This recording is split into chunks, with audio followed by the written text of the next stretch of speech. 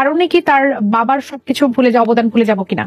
দেখুন, আমরা যদি আমাদের জায়গা থেকে বলি, আপনি যদি বলেন যে 1952 পর থেকে কিংবা 1956 পর থেকে 1971 পর্যন্ত, 1971-এর 24শে মার্চ পর্যন্ত আপনি যদি আপনার জায়গা থেকে বলেন, শেখ মুজিবুর রহমানের এই বাংলাদেশের যে 1971 সৃষ্টির পিছনে যে অবদানটুকু রয়েছে সেটুকুকে ওই জায়গা থেকে তার ওই স্বীকৃতিটি তিনি পাবেন, এটি নিয়ে সন্দেহ নেই। 1972 থেকে 1975-এ তিনি যে পুরো এই যে বাংলাদেশের ইতিহাসটিকে মুজিব বাদ দিয়ে প্রতিস্থাপিত করেছেন, পুরো বাংলাদেশের এই সিস্টেমটিকে একটি বাকশালী সিস্টেম দিয়ে প্রতিস্থাপিত করেছেন।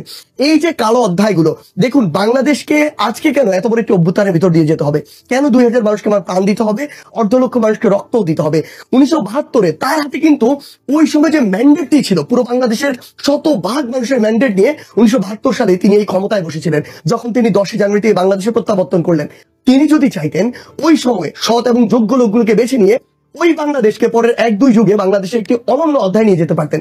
সেই জায়গায় তিনি কি করেছেন আমরা দেখেছি, স্বজন প্রীতি, ক্ষমতা প্রীতি, পরিবার প্রীতি, কিছু ব্যক্তি প্রীতি, এবং এগুলোর মাধ্যমে আমরা বিগত 16 বছরে যা দেখেছি তার একটি বড় চিত্র ওই 3 বছর দেখেছিলাম, যেটি এক পর্যায়ে গিয়ে বাংলাদেশে 1975-এর 15ই আগস্ট ঘটাতে বাধ্য করেছে। অসংখ্য ধন্যবাদ জনাব মাসুদ কামাল। এই প্রশ্নের উত্তর একটু আপনার কাছ থেকেও নেই।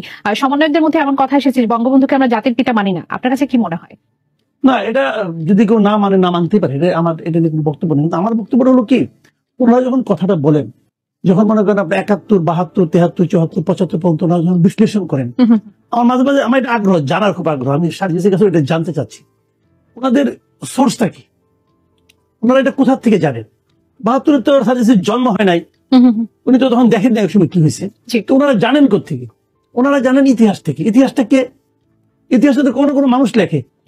বাংলাদেশে এই মুহূর্তে 2-3 ধরনের ইতিহাস পাওয়া যায়, যার যার ন্যারেটিভ তার মতো তারা ব্যাখ্যা করেন। কিন্তু তো ওনারা তো কোনো বই পড়ে জেনেছেন, যে বইটা পড়েছেন ওই বইটা তো কোনো মানুষ লিখেছে।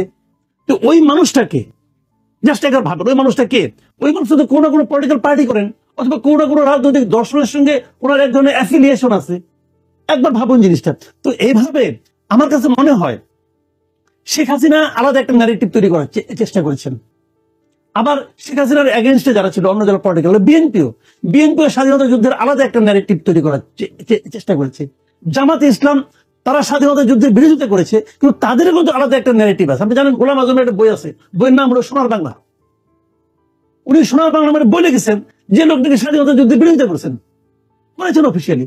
তো এখন যার যার ন্যারেটিভ কিন্তু তার কাছে। তাদের ক্ষমা চাওয়ার প্রসঙ্গ যখন আসে, আমি ক্ষমা চাওয়ার প্রসঙ্গে আমি আরো অনেক পরে যাচ্ছি, ওটা ওই প্রসঙ্গটা খুব একটা ইম্পর্টেন্ট না। কিন্তু আমার কথা হলো যার যার অস্বীকার করছেন যে সে সময় তাদের প্রমাণ দিতে হবে যে সে সময় তারা বাংলাদেশের মুক্তিযুদ্ধের বিরুদ্ধে ছিলেন বা স্বাধীনতার বিরুদ্ধে ছিলেন, সেটির প্রমাণ তাদের দিতে হবে। প্রমাণ দেবে। আমি তো নিজের ওই সময়ের পত্রিকা দেখেন আপনি, আমি ইতিহাস দেখি, আমি কারো লেখা ইতিহাস আমি দেখতে যাচ্ছি না। আপনি ওই সময়ের পত্রিকাগুলি দেখেন, গোলাম আজম সাহেব তার দলবল নিয়ে, আব্বাস আলী খান, গোলাম আজম এরা ইয়ের সঙ্গে নিয়াজের সঙ্গে মিটিং করতেছে, মিটিং করে বলতেছে যে পাকিস্তানি বাহিনীকে সব ধরনের তারা সহযোগিতা করবে। That was their political decision. আমি এর কথা বলি আপনাকে, ওরা তাদের রাজনৈতিক সিদ্ধান্ত ছিল, কিন্তু ওই সিদ্ধান্তর আলোকে রাজাকার বাহিনী গড়ে উঠেছিল। সেটা আমি কিন্তু ওই ঝামেলায় যাচ্ছি না। আমার কথা হলো কি, যার যার সিদ্ধান্ত তখন তারা নিয়েছেন, সময়ের প্রেক্ষিতে ওই সময় বুঝে নিয়েছেন। তারপরে কিন্তু আবার যার যার মতো করে পরিবর্তিত পরিস্থিতি, যখন পাকিস্তান থাকলো না, বাংলাদেশ হয়ে গেলো, যার যার মতো করে এটা ব্যাখ্যা করেছেন। আমার এই ব্যাখ্যা করলে কোনো সমস্যা নাই, যে যেভাবে ভাবতেই পারে, এই কোনটা নিয়ে আমার কোনো আপত্তি নাই। আমার প্রশ্নটা হলো যে যখন আমরা বঙ্গবন্ধুকে বিচার করব, যখন আমরা শেখ মুজিবকে বিচার করব, শেখ মুজিব কিন্তু বঙ্গবন্ধু এটা কিন্তু হয়েছে স্বাধীনতার আগে। ওনাকে স্বাধীনতার আগেই খেতাবটা দেওয়া হয়েছে। আমি কোনো খেতাবের পক্ষে না ভাই। একদম লোক তার বাপ একটা নাম রাখছে, ওর সঙ্গে একটা উপাধি যোগ করতে হবে, আমি তার পক্ষে না। কিন্তু দিয়েছে বাংলাদেশ, ভালোবেসে দিয়েছে, দায় দিয়েছে। 24শে মার্চ পর্যন্ত ওনার ভূমিকা, সার্জিস বললো, এটা হলো বিতর্কের ঊর্ধ্বে, আমি অস্বীকার করি না। 25শে মার্চ, হ্যাঁ আমি মনে করি, আমি যতটুকু পড়েছি এবং তখন আমি তখন ছোট, কিন্তু বুঝি, তখন বুঝি 25শে মার্চ অনেকে বলে যে ওয়ালেসি কি না কি করছেন, আমি এগুলো বিশ্বাস করি না। এবং বরঞ্চ আমি তাজউদ্দিন আহমেদের মেয়ের যে ভাষ্যটা, এটাকে আমি মনে করি যে সঠিক না হতে পারে, যে বঙ্গবন্ধু স্বাধীনতা ঘোষণা করে যাননি ভাই। উনি কেন যাবেন? উনি তো অখণ্ড পাকিস্তানের প্রধানমন্ত্রী হতে চেয়েছিলেন, উনি তো অখণ্ড পাকিস্তানের প্রধানমন্ত্রী হওয়ার ম্যান্ডেট পেয়েছিলেন। উনার স্বাধীনতা ঘোষণা করতে হবে, উনি করেন নাই। এটাই সত্য। যারা এখন বলে উনি স্বাধীনতা ঘোষণা করছেন, এটা ঠিক না, আমি মনে করি না। আবার আমারও ভুল হইতে পারে, কিন্তু আমি মনে করি না।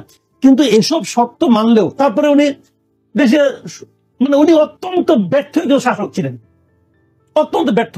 কারণ তখন আমি জানি 74-এর দুর্ভিক্ষ, আমি নিজে আমার অভিজ্ঞতা আছে। আমি তখন জ্ঞান আছে আমার, তখন আমি ক্লাস 8-এ পড়ি 74 সালে। কাজে আমি না খেয়ে দেখছি, আমি আটার যাও খাইছি ভাই, আমি নিজে খেয়েছি। আটার যাও বুঝেন, ওই জেনেতে পোস্টার লাগায় আটা গুলা, ওইটা আমি খেয়েছি, ওইটা খেয়ে আমার জীবন ধারণ করেছি, আমি জানি এগুলো। কিন্তু এই সমস্ত অপকর্ম, সমস্ত অযোগ্যতা সত্ত্বেও আমি মনে করি বাংলাদেশের স্বাধীনতার মহানায়ক হলো শেখ মুজিবুর রহমান। ধন্যবাদ। কামাল, এই যে সরকার তাদের কলেবর বাড়াচ্ছে, ছাত্র আন্দোলনে যারা আছেন বৈষম্য বিরোধী, তারা তাদের আক্ষেপের জায়গা নিয়ে কথা বলছে, জনগণের জায়গাটা আসলে কোথায়? আমরা যে জন্য অভ্যুত্থানের পরবর্তীতে আমরা মনে করলাম যে জনগণ সবাই স্বাধীনতা ফিরে পেয়েছে, তাদের সকল সমস্যা দূর হয়ে যাবে, জনগণের সমস্যা কি দূর হয়েছে? জনগণের জায়গা হলো দর্শকের জায়গায়, বুঝছেন? যে সিনেমা বলে সিনেমা দেখেন না, ভিলেন এসে নায়কের ঘুষি মারলো, তখন আপনার মনে হয় যে আহা, আমি ঘুষি মারতে পারতাম। আপনি জীবনে মারতে পারবেন না, আপনি দেখবেন খালি আহা উহু করবেন অথবা হাততালি দিবেন, আর কিছু করতে পারবেন না। এই দেশে জনগণের জায়গা সেই জায়গায়, এই হলো রিয়েলিটি। কে কেন কি হচ্ছে কোনো জবাব দিতে কারো আছে? আমরা তো একটা জবাবদিহিমূলক শাসন চাই, জবাবদিহিমূলক প্রশাসন চাই, কোনো আছে? কোনো কিছু নাই। কিন্তু সিদ্ধান্ত কারা নেন? সমন্বয়কদের মধ্যে সিদ্ধান্ত কারা নেন? কেননা আপনাদের একটি বিষয় 11 দলের বিরুদ্ধে যে রিট করা, সেটি প্রসঙ্গে আপনাদের একজন সমন্বয়ক হান্নান মাসুদ বলেছেন যে 11 দলের বিরুদ্ধে রিট ছাত্রদের নয়, হাসনাত সার্জিসের ব্যক্তিগত। আপনারা কি ব্যক্তিগত মতামতটিও ছাত্র জনতা আন্দোলনের মাধ্যমে সেটি প্রকাশ করছেন? দেখুন, আপনাকে একটি জিনিস স্পষ্ট বলি। প্রথম কথা হচ্ছে, আমাদের যে সামগ্রিক ডিসিশন হয়, ওই ডিসিশন গুলোতে আমাদের প্রচুর ডিসকাশন হয়।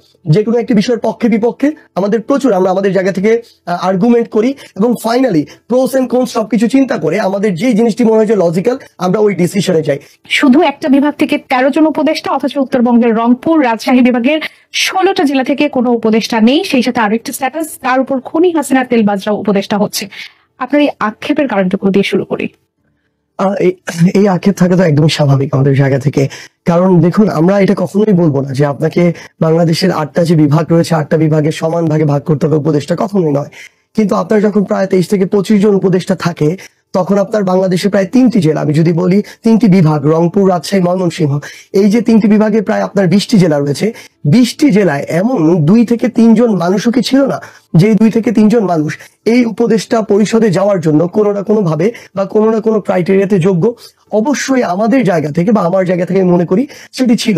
কিন্তু এই জায়গায় এই যে উপদেষ্টা পরিষদের নতুন যে সংযোজনটি হয়েছে, আমার জায়গা থেকে বা আমরা উত্তরবঙ্গের যারা রয়েছি বা আমরা সামগ্রিকভাবে আমাদের জায়গা থেকে মনে করি এই জায়গায় অবশ্যই যেভাবে আসলে উপদেষ্টা বাছাই করা উচিত ছিল, কিন্তু কিংবা একটি দেশের এই যে একটি সমতা নিশ্চিত করা উচিত ছিল। কারণ খুব স্বাভাবিকভাবেই একটা মানুষের জন্মস্থানের প্রতি ওই যে একটি আলাদা আকর্ষণ কিংবা টান, এটিকে অস্বীকার করার কোনো উপায় নেই। সেই জায়গা থেকে আমরা যখন দেখি, এটি আরো সবচেয়ে বেশি দৃশ্যমান হয় এবং আকর্ষিত হয় যে নির্দিষ্ট একটি বিভাগ থেকে আমার 13 জন উপদেষ্টা, অর্ধেকেরও বেশি। তখন এই জিনিসটা আমার মনে হয় যে যখন আমার মাননীয় প্রধান উপদেষ্টা চট্টগ্রাম বিভাগের এবং তারপরে এতজন উপদেষ্টা ওই একটি জায়গা থেকে, তাহলে আমরা মনে হয় ওই যে আমার নির্দিষ্ট একটি জায়গার প্রতি যে আমাদের যে টান, সেই জায়গাটি থেকে বের হতে পারিনি। বরং হয়তো আমরা নির্দিষ্ট কিছু জায়গার বাইরে এখন সেভাবে চিন্তাও করতে পারিনি। আমার খুলনা বিভাগ রয়েছে, আমার বরিশাল বিভাগ রয়েছে, আমার সিলেট বিভাগ রয়েছে। আপনি দেখে থাকবেন এই 3টি বিভাগ থেকে মাত্র 3 জন, অর্থাৎ বাংলাদেশের 8টি বিভাগের মধ্যে 6টি বিভাগ থেকে সব মিলিয়ে মাত্র 3 জন উপদেষ্টা রয়েছে। এই জিনিসটি, এই যে রেশিওটি, খুবই দৃষ্টিকটু এবং এটাতে আসলে যে কারো জায়গা থেকে এই যে অভিযোগটি আসা যৌক্তিক মনে করি। জনাব সার্জিস আলম, আপনাদেরকে বলা হয় যে সরকারের সব থেকে কাছের মানুষ বা সরকারের একটা অংশ মনে করা হয়। তাহলে কি এখানে প্রশ্ন চলে আসে না, মানে আপনারা যদি এটার বিরোধিতা করেন তাহলে সিদ্ধান্তটা আসলে কোথা থেকে আসছে? এখানে আপনাদের ইনভলভমেন্টটা ছিল। দেখুন, প্রথম কথা হচ্ছে যে এই জিনিসটা আসলে স্পষ্ট করা প্রয়োজন। আমাদের 2 জন শিক্ষার্থী প্রতিনিধি এবং সবশেষে আরেকজন গিয়েছেন, 3 জন বর্তমানে সরকারে রয়েছেন। তারা যখন সরকারের দায়িত্বে থাকেন তখন তারা সরকারের অংশ, সরকারের প্রতিনিধি। তারা যখন সেই জায়গাটি থেকে আলাদা হয়ে আমাদের সাথে কথা বলেন বা মিশেন, তখন একটি আলাদা সম্পর্কের জায়গা থেকে। কিন্তু আমরা আমাদের জায়গা থেকে কখনো নিজেদেরকে সরকারের অংশ মনে করি না। তাদেরকেও যখন থেকে তারা সরকারে গিয়েছে, আমরা তাদের সাথেও ঠিক সেভাবে আমাদের তাদের প্রতি কথা, আমাদের দৃষ্টিভঙ্গি, চিন্তা ভাবনা কিংবা তাদের সাথে যে তাদের সমালোচনা করা গঠনমূলক এই জায়গাগুলো আমরা তাদেরকে সরকারের জায়গা থেকে রেখেই করি। আমরা আমাদের জায়গা থেকে মনে করি যে বিগত 16 বছরে যে ক্ষমতার অপব্যবহারের দৃষ্টান্ত আমরা দেখেছি, আমরা যেভাবে দেখেছি গণভবন থেকে কিংবা টুঙ্গিপাড়া থেকে বাংলাদেশের প্রত্যেকটি ক্ষেত্রে ডিসিশন হয়েছে, সিন্ডিকেট কে চালাবে সিদ্ধান্ত হয়েছে, মিডিয়া কে রাজ করবে সিদ্ধান্ত হয়েছে। আমরা মনে করেছি এই ক্ষমতার অপব্যবহার করা এই তরুণ প্রজন্মের যারা প্রতিনিধি রয়েছে তাদের কোনোদিন এটি ক্ষমতার অপব্যবহার তারা করতে পারে না, তাদের সাথে এটি যায় না। এই 24-এর ছাত্র জনতার অভ্যুত্থানের স্পিরিটের সাথে এটি যায় না। আমরা আমাদের জায়গা থেকে সরকার এবং যারা স্টুডেন্ট রয়েছে, ছাত্র জনতা রয়েছে, তাদের প্রতিনিধি রয়েছে, তাদের মধ্যে স্পষ্ট একটি দেয়াল রাখতে চাই, যেখান থেকে আমরা আমাদের জায়গা থেকে এই সমালোচনার তীরে যেন তাদেরকে আমরা বিদ্ধ করতে পারি। আজকে দেখুন, যদি ব্যাপারটা এমনই হয় যে আমাদের দ্বারা এই উপদেষ্টারা তাদের জায়গায় নির্ধারিত হয়ে থাকে, তাহলে আজকেই ওই সমন্বয়করাই আবার কিভাবে ছাত্র জনতাকে একসাথে নিয়ে তাদের বিরুদ্ধে ওই জায়গায় নামে। যদি আমাদের দ্বারা নির্ধারিত হতো তখন আমরা তাদের বিরুদ্ধে নামতাম না। বিষয়টি আসলে চলে আসছে যে সরকার আসলে শপথ গ্রহণ সময়টুকু করতে বলে যে আমরা ছাত্র জনতার সরকার, ছাত্ররা আমাকে এখানে আসলে নিয়োগ দিয়েছে। সেই জায়গা থেকে যখন আমরা একজন সমন্বয়কে কান্নারত অবস্থায় একটা টেলিভিশন চ্যানেলে সমন্বয়ক আমরা হান্নানকে দেখেছি, কান্নারত অবস্থায় তিনি আক্ষেপ করে বলছিলেন যে আমরা আসলে কি চেয়েছিলাম কিন্তু আমরা আসলে কি দেখতে পাচ্ছি। সেই প্রসঙ্গ নিয়ে একটু আসবো। যারা মাসুদ কামাল, আপনার কাছে আসি এই প্রসঙ্গ নিয়ে।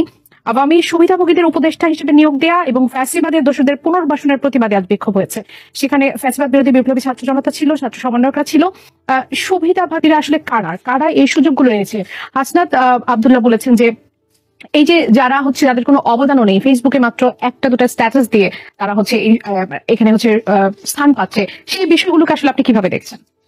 দেখেন, আমি একটা কথা বলি, এই যে সরকার, হাসিনা সরকারের পতন হয়েছে না, এটা কিন্তু কোনো স্বাভাবিক উপায়ে পতন হয়নি, এটা কোনো সাংবিধানিক উপায়ে পতন হয়নি।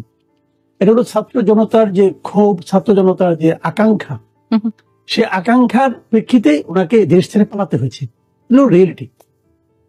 তো হাসিনা চলে যাওয়ার পর যে সরকারটা আসবে, সেই সরকারটা কিন্তু ছাত্র জনতা এবং সাধারণ মানুষ সেই আকাঙ্ক্ষাটাকে ধারণ করবে, এই প্রত্যাশার করাটা কিন্তু আমি কোনো অন্যায় মনে করি না, এবং এটাই স্বাভাবিক।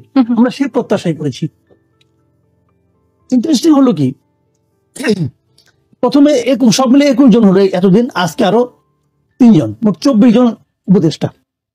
এই 24 জন উপদেষ্টার মধ্যে আমি তো মনে করি 5 থেকে 6 জন ছাড়া বাকিদের এই গণঅভ্যুত্থান, এই যে আপনার যে অভ্যুত্থানটা হয়েছে, যে আন্দোলনটা হয়েছে, আমি যদি আপনার জুলাই মাসটা ধরি এবং এখানে আরো 5 দিন ধরি, এই আন্দোলনের সঙ্গে তাদের শারীরিক, মানসিক, অর্থনৈতিক কোন ধরনের ইনভলভমেন্ট ছিল না, কোন ধরনের ইনভলভমেন্ট ছিল না। তারা এক খোঁচা লেখেও নেই কোথাও। তাদেরকে যোগ্যতার ভিত্তিতে শুধু তাদেরকে যুক্ত করা হয়েছে, তাদের কোনো ইনভলভমেন্ট ছিল না। তারা এই আন্দোলনটাকে আসলে ওনই করে না, ওন করে না। এমনকি এখানে আমি ডক্টর ইউনুসকেও রাখি, ইনক্লুডিং ডক্টর ইউনুস, উনিও এই আন্দোলনের সঙ্গে মেন্টালি, ফিজিক্যালি ইনভলভ ছিলেন না। ওনাকে যারা জোর করে নিয়ে আসছে, ওরা দেখছে যে